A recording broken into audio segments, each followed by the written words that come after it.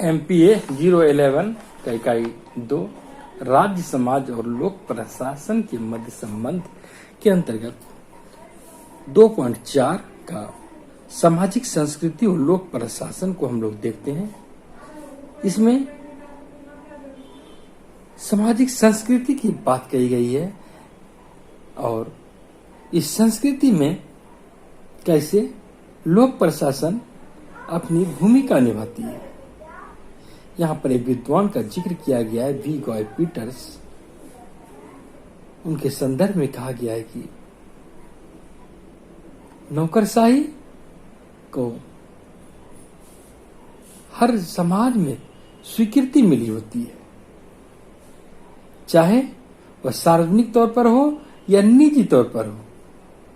जब संगठन की बात होती है तो नौकरशाही को एक सामान्य तौर पर स्वीकृति मिली होती है और यह संगठन चलाता है।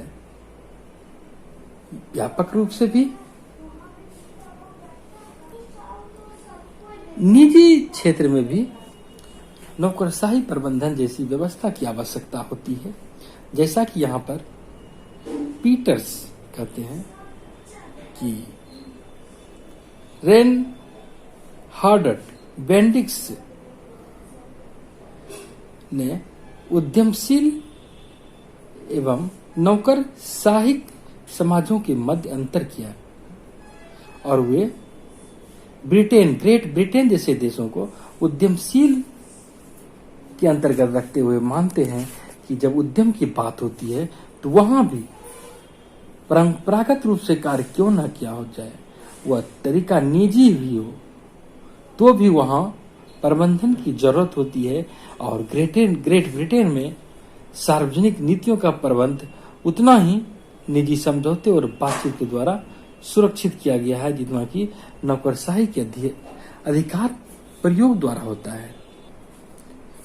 वहीं अगर हम जर्मनी की बात देखें तो ब्रिटेन के विपरीत वहां स्थिति है। जर्मनी में एक ठोस संस्कृति है और जर्मनी में नौकरशाही निजी एवं सार्वजनिक क्षेत्र में सामाजिक संगठन का एक रूप है, प्रबल रूप है। इस संदर्भ में गाय पीटर्स कहते हैं कि समकालीन समाज एक तीसरे प्रकार को विकसित कर रहे हैं। नौकरशाही या उद्यमशील जैसी व्यवस्था नहीं बल्कि सहभागी संगठन की बात होती है और यह सहभागी संगठन एक व्यक्ति या कुछ व्यक्ति के उद्यमशील कार्यों या नियम ढांचों की सत्ता पर विश्वास करने के बजाय अपनी एक सहभागी संगठन अपनी शक्ति अपने सदस्य की सक्रियता से प्राप्त करता है। समाज हो या सरकार हो, सबों का उद्देश्य तो विकास होता है और यदि नागरिक स्थानीय विकास कार्यों में सहभागी करने लगे तो वहां पर सरकार एवं सामाजिक प्रयत्न दोनों में एक तरह की केंद्र विमुखता आती है। पीटर्स ने सामाजिक संस्कृति के दो रूप में विरोधाभास को प्रकट किया और वे कहते हैं, एक होता है तर्कवादी वियोजक संस्कृति, डिडक्टिव कल्चर, या इसे रेशनलिस्ट कल्चर भी कहते हैं। दूसरा व्यवहारिक या प्रयोग सिद्ध संस्कृति, प्रैग्मेटिक संस्कृति जो कहते हैं। और वहीं यदि हम वियोजक संस्कृति की बात करें, रेशनलिस्ट कल्चर की बात करें तो यह आपको विकसित देशों में मिलती है, विशेष करके यूरोपीय देशों में, जहां की निर्णय निर्माण का तरीका नौकरशाही उन्मुख होता है।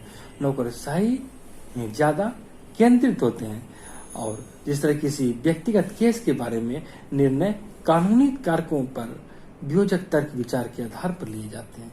पीटर्स कहते हैं व्यवहारिक संस्कृति जो प्रैग्मेटिक कल्चर की बात होती है यह आपको ग्रेट ब्रिटेन जैसे देशों में मिलते हैं। उत्तरी यूरोप के जो दो देश आते हैं तो वहां इनकी इस विशेषता को देखा जा सकता है व्यवहारिक संस्कृति की।